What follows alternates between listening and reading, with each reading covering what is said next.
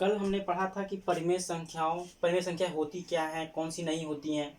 तो उसी में थोड़ा सा जानेंगे कि परिमेय संख्या जैसे हमको मालूम चल गया था कि कौन सी होती हैं जो p/q के रूप में लिख सकते हैं और q = नॉट जीरो, या जो करड़ी में 9 हो वो परिमेय संख्या होती है। इसने बताया था कि अगर करड़ी में 2 हो तो करड़ी में 2 को हम परिमेय संख्या नहीं कहेंगे, करड़ी में 2 को परिमेय संख्या नहीं कहेंगे। परंतु अगर ये करड़ी में 4 हो जाता, अगर करड़ी में 4 हो रहा है तो इसको हम निकाल सकते हैं। अगर इसको निकाल लें तो आएगा 2, जो 2 की परिमेय संख्याएं हैं। 2 क्या है? परिमेय संख्या है। अब बात आती है कि अपरिमेय संख्या क्या है। तब हमको ये भी जानना होगा अपरिमेय संख्या क्या है। जैसे करड़ी में 2 अपरिमेय संख्या हुआ, उसी तरीके से हमारा एक गुणांक होता है पाई, जिसका एक मान नियत होता है, दशमलव में कुछ आता है। अगर इसका मान अगर हम लिखते हैं तो आता है 3.14 समथिंग कुछ करके आता है एक्स्ट्रा, जो रिपीट नहीं होता है। और इसका मान कुछ अंकों तक 22/7 के बराबर होता है। इसका मान, पाई का जो मान होता है वो 22/7 को भी अगर दशमलव में लिखेंगे तो कुछ अंक तक इसके बराबर आएगा। इसके वजह से हम पाई का मान 22/7 रख लेते हैं।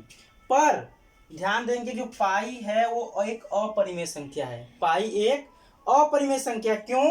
क्योंकि ये दशमलव का जो मान आएगा वो कभी भी आवर्ती नहीं होता है। जैसे आवर्ती का मतलब क्या हुआ, जैसे हम अगर 10/3 है, अगर 10/3 अगर दशमलव इसको बदलते हैं तो इसका मान आता है 3.33333, यानी कि 3 का आवर्ती हो जाता है। क्या रहता है? 3.3 का आवर्ती हो जाता है। यानी कि जो संख्याएं रिपीटेड हो, जैसे अगर मान लीजिए ऐसी कोई संख्या है 2.353535, तो ये 3 5 पे आवर्ती हो जा रहा है। तो यानी कि ऐसी संख्याएं भी क्या हमारी हैं? परिमेय संख्या है।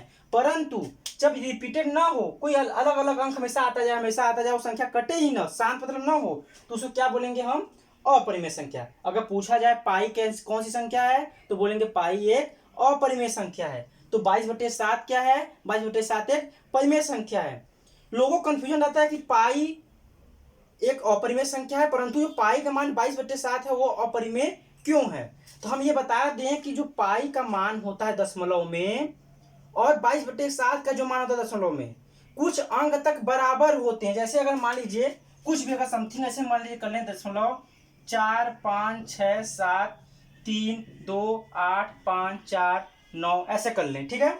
अगर और एक संख्या ले लें 4 5 6 7 3 1 3 8 2 5 ऐसे कर लें, ठीक है। तो हम देख रहे हैं दशमलव में कुछ अंक तक तो ये बराबर हैं, और हम भी जब भी लिखते हैं दशमलव के 2 स्थान या 3 स्थान तक लिखते हैं, तो इसके वजह से हम क्या कह लेते हैं कि पाई का मान 22/7 है। परंतु अगर वास्तव में अगर दशमलव का मान देखा जाए तो पाई का मान दूसरा होता है और 22/7 का मान दूसरा आता है। बस कुछ अंकों तक समान होने के कारण उनको हम क्या कर लेते हैं, उसका मान हम पाई का 22/7 रख लेते हैं। तो ये स्पष्ट हो गया कि 22/7 एक परिमेय संख्या है, परंतु पाई एक अपरिमेय संख्या है। अब बात आती है कि शांत दशमलव क्या होता है, एक अशांत दशमलव क्या होता है। जो संख्याएं दशमलव में जाकर के कुछ स्थानों पर जाकर के वो कट जाए, मतलब शेषफल 0 हो जाए, वो क्या कहलाएंगी? शांत दशमलव कहलाएंगे। जैसे अगर हम लिखें 25/4, क्या लिखें? 25/4, यानी 25 को अगर हम भाग देते हैं 4 से तो आता है 4 × 24, शेष बचा 1, और दशमलव उतार करके 0 उतारेंगे, 4 दूना 8, 2 शेष बचा, दशमलव लगा, ये 0 और उतरेगा, 4 पंजे 20। यानी कि हम देख रहे हैं संख्या हमारी क्या हो रही है? कट जा रही है। संख्या हमारी क्या हो जा रही है? कट जा रही है। लेकिन ऐसे ही कुछ संख्याएं होती हैं, जैसे हम लिख लेते हैं, ये क्या हो जाएगा? शांत दशमलव। क्या हो जाएगा? शांत दशमलव। जो संख्याएं दशमलव के बाद कुछ अंकों तक कट जाएं उसको बोलेंगे शांत दशमलव। पर अशांत दशमलव क्या होती है? जैसे हम अगर 20/6 करते हैं, 20/6, तो 20 में भाग देते हैं 6 का तो आता है 36 18, 36 18 आ जाएगा 2, फिर दशमलव उतारेंगे 0, 36 18 2 0, फिर उतरा ही है 36 18, यानी कि हमेशा देखिए उतरता जाएगा ऐसे 36 18। तो देखते हैं जिस अंक का पुनरावृत्ति बार बार होता है उसी अंक के ऊपर हम क्या लगा देते हैं? बार लगा देते हैं। उसी अंक के ऊपर बार लगाते हैं। अगर बार लगाते तो इसका मतलब हुआ 3.333। अगर मान लीजिए हम ऐसे लिखते हैं 4.26 और 26 के ऊपर बार लगा दिए तो इसका मतलब हो गया 4.26262626 ऐसे। जितने अंक पर बार लगेगा उतने अंक का ही पुनरावृत्ति होगा। अगर जैसे केवल 6 पे बार होता, केवल 6 पे बार होता तो हम क्या करते, इस तरीके से केवल 1 2 लिख लेते और बाकी 6 6 6 6 6 करते। कहने मतलब जिस संख्या पर बार लगी होगी उस संख्या की हम आवर्ती बार बार समझेंगे, और जिस संख्या पर नहीं लगी उस संख्या को एक बार। अब बात आती है कि इन लोग को अगर जब संख्याएं हमारी दी हुई हो तो उसको हम भिन्न में कैसे बदलेंगे, परिमेय संख्या के रूप में कैसे बदलेंगे। अगर शान दशमलव है तो वो तो आसानी से बदला जाएगा। देखते हैं पहले शान दशमलव फिर उसके बाद आसान दशमलव को। तो शान दशमलव को देखिए कैसे बदलते हैं। अगर शान दशमलव जो हमारा ये संख्या था ना 6.25 था, ये हमारा शान दशमलव था। तो इसको हम कैसे बदलेंगे परिमेय संख्या के रूप में। तरीका ये होता है कि कितने अंक जितने अंक पे दशमलव है उतने उसके बट्टे इसके बट्टे 1 करके उतने अंक का ऊपर नीचे गुणा कर दें। जैसे कि 2 अंक पे दशमलव है तो यानी कि 1 लिख करके 2 0 कर लें, ऊपर नीचे 100 का गुणा कर लें। 100 का इसलिए किया क्योंकि अंक दशमलव कितने अंक पर था, 2 अंक पर था। अगर 1 अंक पे दशमलव होता तो हम किसका गुणा करते, 10 का, यानी कि जितने अंक का दशमलव उतना 0। ठीक करेंगे तो आ जाएगा 625.00 बट्टे 100। काटेंगे तो आ जाएगा 25 चौक का 100, 25 दूना 50 आ जाएगा 25 पंजा 125। कितना आ गया 25/4। इसी को तो हमने दशमलव में बदला था। ये शान दशमलव हुआ। एक और तरीके समझने का तरीका है कैसे।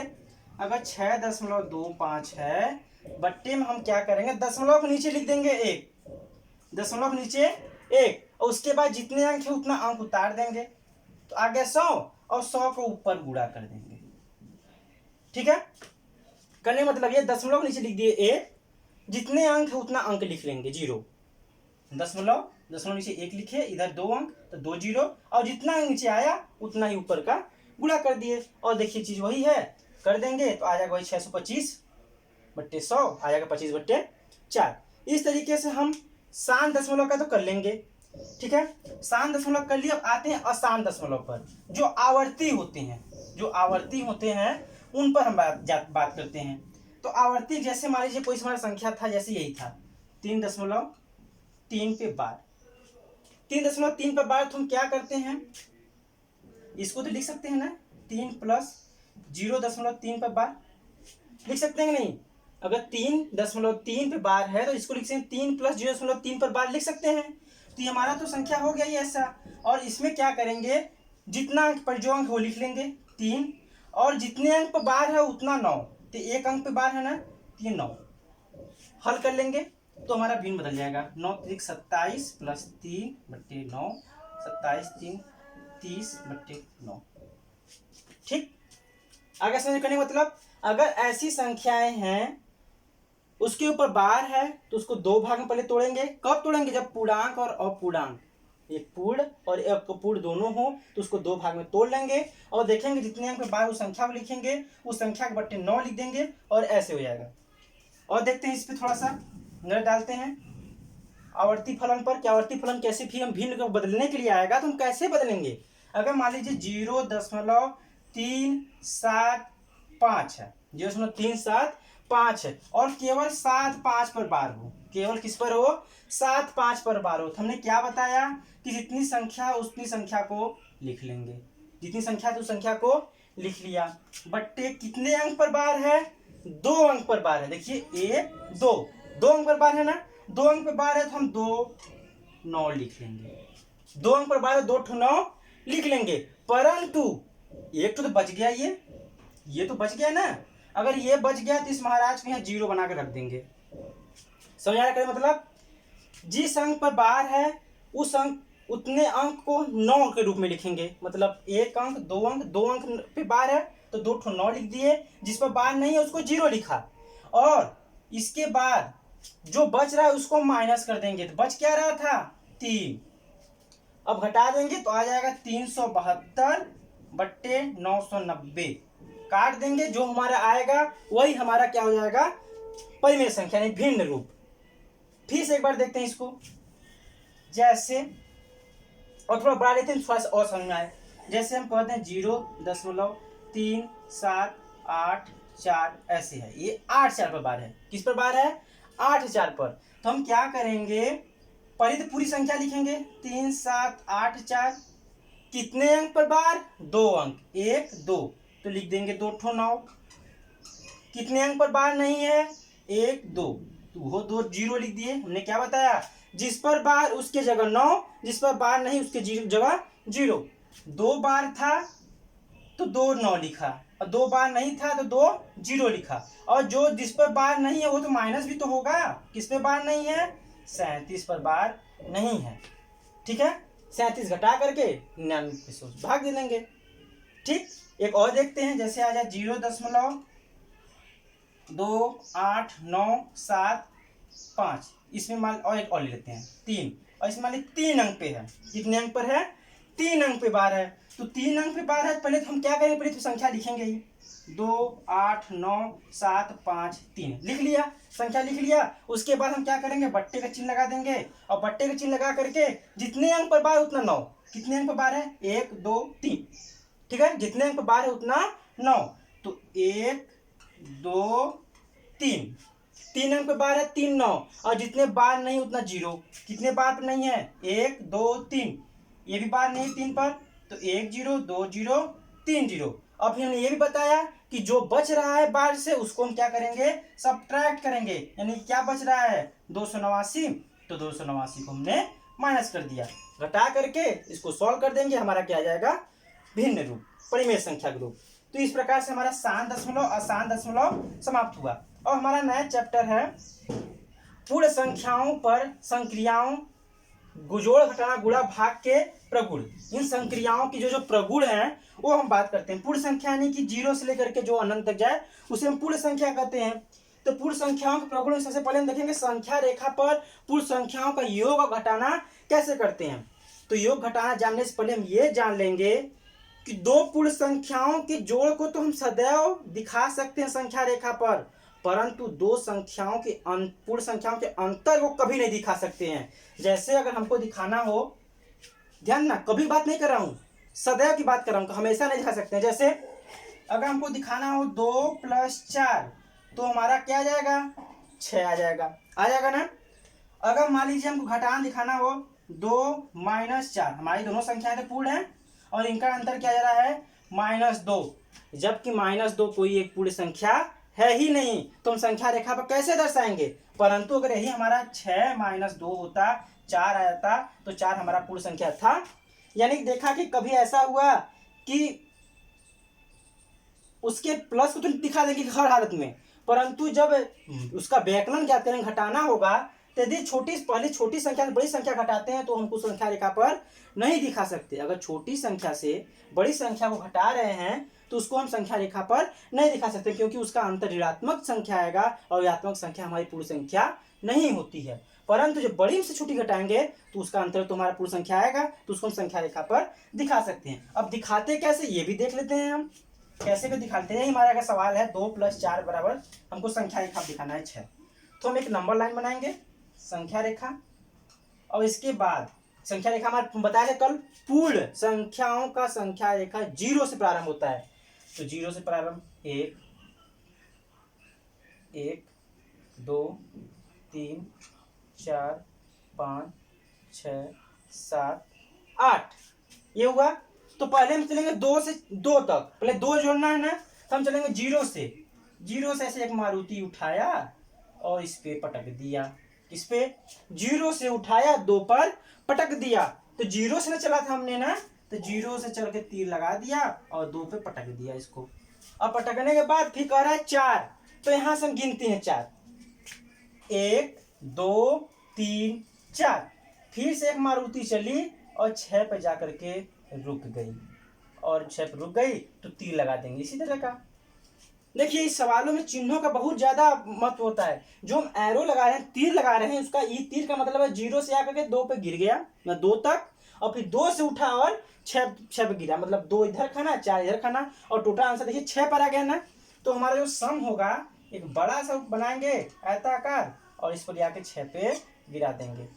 और तीर दिखा देंगे। मतलब क्या, 0 से चले 6 तक आए तो हमारा इसी के ऊपर संख्या रेखा के ऊपर ही हम लिख देंगे 2 + 4 = 6। इसी संख्या के रूप रेखा के ऊपर लिख देंगे 2 + 4 = 6। मान लीजिए इसी जगह और रहता कुछ, मान लीजिए जगह 3 और रहता तो हमारा कितना आता, 4 2 6 3 9। तो हमारा संख्या रेखा और थोड़ा बाहर बनाते हैं हम, और 8 9 10 ऐसे बना लिए। तो हमारा जो संख्या रेखा होगा वो देखिए ऐसे होगा, ध्यान देंगे। पहले हम 2 तक आए, 2 से 4 आए, 1 2 3 4, फिर 3 आएंगे, 1 2 3, यानी 6 से उठे और 3 तक इस पे आए। ध्यान देंगे जो हमारी जोड़ वाली आकृतियां हैं इस प्रकार की होंगी, एक बनाएंगे कि क्या, समलंब जैसे आकार का। परंतु जो हमारा सम दिखाएगा कितना, अब इसी ऊपर क्या लिख देंगे, यहां से उठाएंगे और 9 पर गिराएंगे। तो हमारा ये क्या होगा, 2 + 4 + 3 = 9।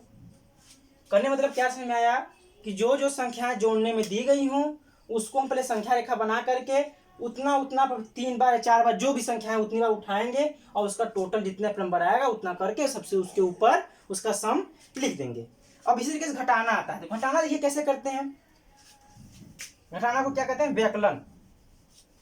देखिए ध्यान दीजिएगा, जो बीटीसी में हम जो सवाल लगाते हैं इसमें स्टेप का बहुत ज्यादा महत्व होता है। कैसे लिखेंगे, क्या लिखेंगे, ऐसा ही है नहीं कि हम सीधे आंसर ला दें और हमको नंबर मिल जाए, ऐसा नहीं होता है। स्टेप बाय स्टेप हम कैसे लिखते हैं सवाल को, कैसे चूकी इसलिए, कैसे क्या शब्दों का प्रयोग करते हैं, सफाई कितनी है, क्रमबद्धता कितनी, कितने क्रम से कर रहे हैं। क्योंकि हम यहाँ पर कोई एग्जाम नहीं दे रहे हैं, हम यहाँ पर शिक्षण का एग्जाम दे रहे हैं कि हमने क्या सीखा है और क्या सीखा है तो हम क्या सिखाएंगे, ये हम कर रहे हैं ना। ऐसा तो नहीं ना कि हमको एक किसी पोस्ट पे जाना है, वहां पे आंकड़ा मिल गया है, हमको डाटा फीड करके गुणा भाग करके हमको किसी को सौंप देना है। हमको वो नहीं करना है, हमको स्टूडेंट के दिमाग में कैसे फिट करना है वो चीज देखना है। तो हम किस तरीके से सीख रहे हैं, किस तरीके से सिखाने का क्षमता रखते हैं वो हमको दिखाना है। ठीक है, तो हमको डायरेक्ट आंसर लाने की जरूरत नहीं, हम जितना व्याकरण। और हाँ, गणित में देखिए अगर टोटल कहें तो 17 क्वेश्चन होते हैं, समय होता है 1 घंटे का। तो 1 घंटा से बहुत ज्यादा होता है। आपको लगता होगा कि समय कम है या कुछ भी है, पर सवाल के लिए समय जो होता है वास्तव में बहुत ज्यादा समय होता है। ये नहीं कि हम अरे 1 घंटे में 17 क्वेश्चन कैसे करेंगे, अरे 17 क्वेश्चन की बात नहीं होती है। सवाल के लिए तो बहुत ज्यादा समय है, परंतु जो लिख रहे हैं, जो हम उसमें लिखते हैं उस पर हमको स्पीड बनाना है, क्योंकि वही समय खाता है, सवाल हमारा समय नहीं खाता है। अगर हम कह दें कि एक कुर्सी का मूल्य 100 रुपये है तो 4 कुर्सियों का मूल्य, तो हम कह देंगे 100 × 4 = 400 रुपये, हमारा तो उत्तर हो गया। परंतु हमको लिखना कैसे, लिखेंगे चूंकि एक कुर्सी का मूल्य 100 रुपये है अतः 4 कुर्सियों का मूल्य बराबर 100 × 4 = 400। फिर आंसर लिखेंगे, उत्तर क्या लिखेंगे, उत्तर कि 4 कुर्सियों का मूल्य 400 रुपये होगा। ठीक है, तो यहाँ पे लगाने का पैटर्न देखना है हमको, आंसर का पैटर्न नहीं, ये आंसर कैसे आ रहा है, हम कैसे लगा रहे हैं उससे मतलब है। तो उसके बाद देखिए, उसके बाद देखते हैं संख्या रेखा घटाने की। तो घटाना कैसे करते हैं, अगर जैसे हमको घटाना हो 6 में से 3 घटाना हो, और दूसरा संख्या कहते हैं 7 में से 3 घटाना हो, हमारा आएगा 4, यही ना आएगा। तो उन्होंने बताया कि जो पूर्ण संख्या रेखा कहाँ से स्टार्ट होता है, 0 से, 2 3 4 5 6 7 8। ठीक, तो हम पहले चलेंगे कहाँ तक, 7 तक। ठीक, चलिए यहाँ से उठाया, 0 से चल के 7 तक चला गया। ठीक, पर हमको -3 जाना है, मतलब अब उल्टा जाना है। कहाँ जाना है, उल्टा गिन लेंगे यहाँ से 1 2 3, तो नीचे से चलेंगे और यहाँ पे 3 लेके चले जाएंगे। देखिए ध्यान दीजिए, देखिएगा हमने 7 तक तो गया, लेकिन -3 करना है। माइनस मतलब होता है हम पीछे चले आएंगे, तो पीछे चले आएंगे तो हम लोग पीछे चले जाए नीचे से। अगर हम सामने कहीं जा रहे हैं, भीड़ जैसे होता है, हम जा रहे हैं, ढकेल हो रहा है, ढकेल कोई लेके जा रहा है, परंतु हमको अगर वहां से पीछे आना होगा तो क्या हम उस रास्ते से निकल पाएंगे, नहीं ना। तो हम दूसरा रास्ता खोजने की कोशिश करते हैं। अभी आगे से आया तो कह रहा है चलो पीछे चलो, तो चोरी से निकल गया नीचे से। कितना गया, यहाँ से गिनेंगे 1 2 3 चला गया। आया किस पर हमारा, 4 पर आया, अगर 4 पर आया तो हम 0 से उठाएंगे और 4 पर लेके चले जाएंगे, क्योंकि हमारा उत्तर कहाँ से प्रारंभ हो रहा है, 0 से ही प्रारंभ हो रहा है ना, तो हमारा उत्तर क्या आ जाएगा 4। और इसी के ऊपर लिख देंगे हम 7 - 3 = 4। ठीक है, जो भी घटाना होगा पहले ऊपर चलेंगे, जितना घटाना होगा नीचे जाएंगे, और उसके बाद 0 से उठा करके जितना आंसर आ रहा है ऊपर गिरा करके ऊपर लिख देंगे कितना हमारा आया। ये हुआ संख्या रेखा पर जोड़ घटाना। अब संख्या रेखा पर आता है गुणा। संख्या रेखा गुणा कैसे दिखाएंगे, संख्या रेखा पर गुणा कैसे दिखाएंगे, चलिए दिखाते हैं। जैसे अगर 10 5 2 × 5 करना हो, जैसे 2 × 5 करना हो तो क्या कर लेंगे 10 आ जाएगा। 2 × 5 करेंगे तो 10 आएगा। तो हम संख्या रेखा बनाएंगे, प्रारंभ करेंगे 0 से,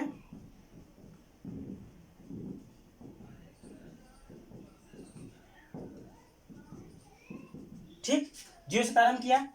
हमको 2 उठाना है कितनी बार, 5 बार। 2 को उठाना है कितनी बार, 5 बार। जैसा कि हम जानते हैं गुणा होता क्या, एक विशेष प्रकार का संचयी जोड़ ही तो होता है। अगर 2 का हमको पहाड़ा पढ़ना है तो इसका मतलब 2 को इधर जोड़ेंगे, 2 में 2 जोड़े 4, 2 में फिर जोड़े 4 में जोड़े 6, 6 में 2 8, 8 में 2 10।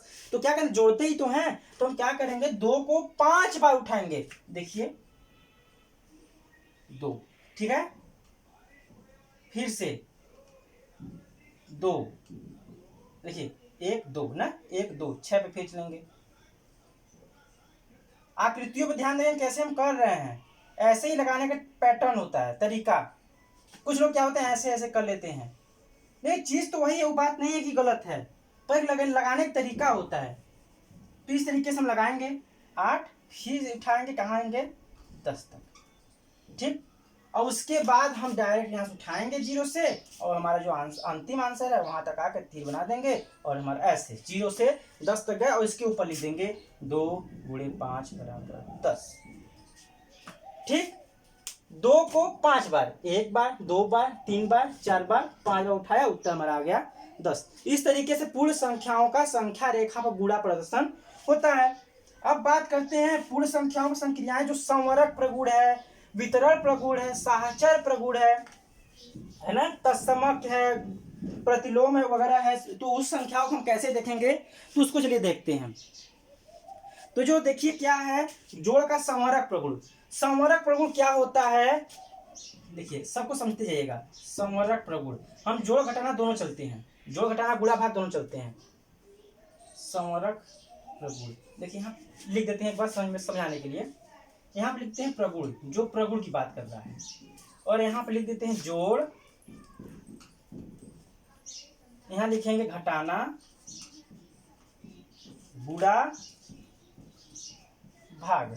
हम चारों को साथ लेकर चलते हैं तो समझने में आसानी होगी, चारों को साथ लेकर चलते हैं तो समझने में आसानी होगी, ठीक है। ये रहा। तो जोड़ में प्रगुण में देखेंगे, यदि हम पहले साहचर्य नियम के बात, संवरक प्रगुण की बात करते हैं। संवरक प्रगुण, संवरक प्रगुण, संवरक प्रगुण कहता है कि यदि दो पूर्ण संख्याओं को, संवरक प्रगुण कह रहा है कि 2 पूर्ण संख्याओं को जोड़ेंगे तो हमेशा पूर्ण संख्या मिलेगी, यानी कि ये संवरक प्रगुण का पालन करता है। जैसे देखें, अगर हम 2 में 3 जोड़े तो भी 5 आएगा, और 5 में 3 जोड़े या कुछ भी, मतलब 5 जोड़े तो 5 क्या हमारे आई, एक पूर्ण संख्या आई ना। अगर 2 भी एक पूर्ण संख्या है, 3 भी एक पूर्ण संख्या है, तो जोड़ने पर क्या आया 5 आया, तो 5 भी हमारी पूर्ण संख्या हुई ना।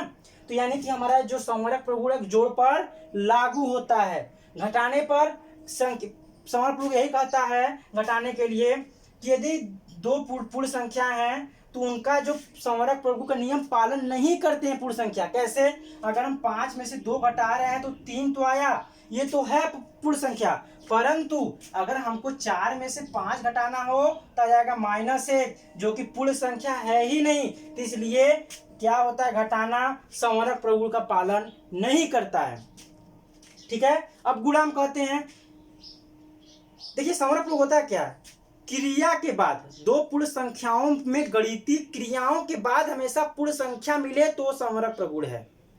गणितीय प्रक्रियाओं के बाद दो संख्याओं का, अगर दो पूर्ण संख्याएं हैं उनके बीच हम गणितीय संक्रिया कराए, अगर पूर्ण संख्या मिल जाए तो समरक प्रगुण पालन करता है। एक बार नहीं, हर परिस्थिति में।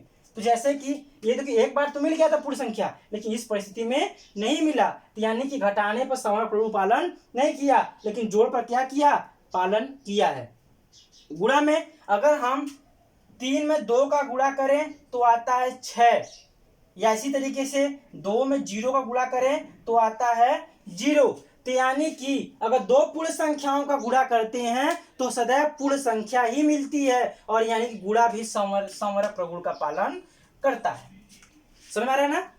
जोड़ पालन करता है, घटाना नहीं करता है, गुणा करता है। और भाग देखते हैं, यदि हम 0 में 5 से भाग दें तो हमारा आंसर आता है 0, जो कि एक पूर्ण संख्या है।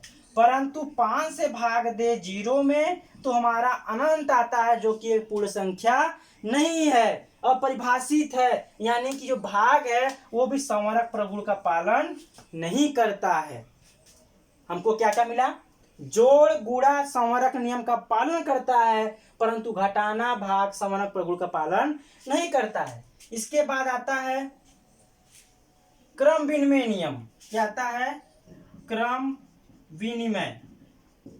क्रम विनिमय मतलब क्या?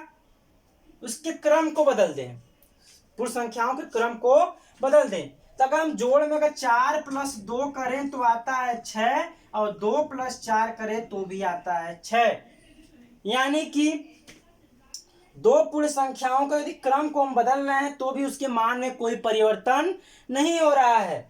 4 + 2 6, 2 + 4 = 6। यानी कि ये जोड़ जो है क्रम विनिमय का नियम पालन करता है। तो यानी कि अगर हम 4 में से 2 घटाएं तो आएगा 2, परंतु 2 में से 4 घटाएं तो आएगा -2, जो कि बराबर 2 के नहीं है और न ही कोई पूर्ण संख्या है। तो यानी कि हम क्या बता देंगे कि जो क्रम विनिमय पर घटाना पालन नहीं करता है। अब आता है गुणा पर। अगर हम 2 का 3 में गुणा करते हैं तो आता है 6, और इसी तरीके से 3 का गुणा 2 में करते हैं तो भी आता है 6। यानी किसके मान में कोई परिवर्तन नहीं हुआ, इसलिए यह क्या करता है? गुणा भी क्रम विनिमय का नियम पालन करता है, घटाना नहीं करता है। और उसके बाद भाग आते हैं। जैसे अगर हम 6 में भाग दें 2 से तो आता है 3, लेकिन 2 में भाग देंगे 6 से तो आएगा 1/3, जो कि बराबर नहीं है। इसलिए क्या है? भाग भी क्रम विनिमय का नियम पालन नहीं करता है। अब देखते हैं, अब आता है साहचर्य नियम पर। साहचर्य नियम, साहचर्य प्रगुण। साहचर्य प्रगुण क्या कहता है? यदि 3 संख्याएं पूर्ण हैं और जोड़ में हैं तो उनको हम साथ साथ लेकर हल कर सकते हैं। जैसे 2 + 3 + 4 है, अगर 3 4 को जोड़कर 2 को जोड़ें, या 2 + 3 2 और 3 को जोड़ करके 4 को जोड़ें, तो दोनों ही हालत में देखिए कितना आएगा? 7 7 2 9, या देखिए 5 + 4 कितना जाएगा? 9। ठीक है? तो यानी कि जो साहचर्य नियम है, यदि 3 संख्याएं या 4 संख्या, जो भी इतनी संख्याएं हैं, अगर उनको हम बारी बारी साथ लेकर हल करें तो उनके मान में कोई परिवर्तन नहीं आएगा। किसमें? जोड़ में। तो यानी कि ये साहचर्य नियम का पालन करता है। घटाना देख लेते हैं हम। अगर 5 में से 4, 5 मान लीजिए 9 है, यहाँ पे बड़ा संख्या थोड़ा लेते हैं हम। 9 में से 4 घटा लिए और फिर उसमें से 3 घटाए। 9 में से 4 गया, देखिए समझिएगा, 9 में 4 गया 5, 5 में 3 गया 2 आ जाएगा। परंतु अगर हम यही कहें 3 - 4 - 9 करते हैं, क्रम उसका बदलते हैं, तो देखिए आंसर तो नहीं आएगा -2, इसका आएगा 9 4 13 से -10 आ गया। तो ये क्या कह रहा है? साहचर्य नियम का पालन नहीं करता है। घटाना जो है साहचर्य नियम का पालन नहीं करता है। पर घटाना गुणा में देखते हैं, 2 × 3 में गुणा करके 4 का करें, या 2 का गुणा 3 और 4 का करके करें। देखिए 3 दूना 6 × 4, या 2 × 4 × 12, दोनों समय आ गया 24। आ गया 24 ना? 2 3 4 का गुणा करना है। हम 2 3 का गुणा करके 4 में करें, या 2 का गुणा 3 4 के गुणनफल में करें तो भी हालत में 24 आएगा। यानी कि ये भी हमारा क्या कह रहा है? गुणन में भी साहचर्य नियम का पालन कर रहा है। ठीक है, अब भाग में देखते हैं। अगर 8 भागे 4 भागे 2 है, ठीक है, तो यदि हम देखिए ध्यान देंगे, 4 का भाग 8 में देंगे, आ जाएगा कितना, 2 भागे 2, ठीक है ना, 4 दूना 8, 2 कितना आ जाएगा। अगर ऐसे नहीं समझना, देखिए ऐसे समझ लीजिए, 8 भाग का भागे का मतलब क्या होता है, बट्टे 4, और इसका मतलब क्या होता है, बट्टे 2, कितना आ जाएगा, तो इसके बट्टे तो एक ही तो हुआ, ये उलट जाएगा ना, तो कितना हो जाएगा, देखिए अभी नहीं समझ पा रहा है, तो अगर हम ऐसे लिख दें इसको, 8/1, ठीक, 8/1 भागे 4/1 भागे 2/1, ऐसे लिख सकते हैं। तो ऐसे लिख लिए, तो 8 भाग को बदले गुणा में तो हो जाएगा 1/4, और ये भाग बदले गुणे में तो हो जाएगा 1/2, 4 दूना 8, 2 से 2 कट गया, आंसर आ गया 1।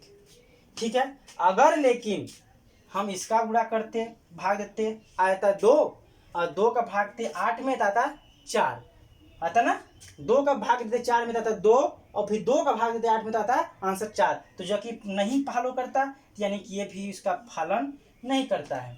ध्यान देंगे, संवरक प्रगुण, दो पूर्ण संख्याओं को यदि जोड़ते हैं तो सदैव पूर्ण संख्या मिलती है, यही पूर्ण संवरक प्रगुण है। दो पूर्ण संख्याओं को घटाएंगे तो सदैव पूर्ण संख्या नहीं मिलती है, इसलिए संवरक प्रगुण का पालन नहीं करता है। दो पूर्ण संख्याओं का सदैव गुणा करते हैं, इसलिए पूर्ण संख्या मिलती है, इसलिए वो पालन करता है, भाग में नहीं करता है। क्रम भिन्न में क्रम बदलने पर जोड़ का मान परिवर्तन नहीं होता है, घटाने में हो जाता है, गुणा में नहीं होता है, भाग में हो जाता है परिवर्तन। साहचर्य में जोड़ में नहीं होता है, घटाने में हो जाता है, गुणन में नहीं होता है, और भाग में हो जाता है। ये था हमारा संवरक, क्रम, विनिमय और साहचर्य नियम। ठीक है, अब बात करते हैं कुछ प्रगुण के और बारे में। इतना समझ में आ गया। अब आता है जैसे कि अगर पूछा जाए कि गुणन में वितरण प्रगुण कैसे फॉलो होगा, है ना, जोड़ में कैसे फॉलो होगा, इतना ध्यान देंगे सबसे पहली बात कि जो हमारा वितरण प्रगुण है केवल और केवल जोड़ और गुणा में ही फिर फॉलो होगा, वही चीज है वितरण प्रगुण। मान चलिए जोड़ घटाना, गुणा घटाना और जोड़ घटाना, जैसे अगर हमको करना हो, अगर हमारा है मान लीजिए 65 गुणे 98 एक सवाल है, और एक सवाल है मान लीजिए 67 गुणे 102, ठीक है, 65 गुणे 98, 67 गुणे 102, तो करेंगे तो इसको हम ऐसे कर सकते हैं क्या, 65 गुणे 98 को हम तोड़ दें 98 को, है ना, तो ये कहलाता है घटाना संबंधी वितरण प्रगुण। क्या होता है, घटाने संबंधी वितरण प्रगुण। और इसको हम ऐसे कर सकते हैं ना, 67 गुणे 100 प्लस 2, इसको क्या कहेंगे, जोड़ संबंधी वितरण प्रगुण। ठीक है, समझ में आ रहा है, जोड़ संबंधी प्रगुण है। जोड़ देखिए 100 को 102 क्या किया, 100 प्लस 2, 98 क्या किया, 100 माइनस 2, यानी कि एक बार 65 का गुणा 100 में माइनस 65 का गुणा 2 में।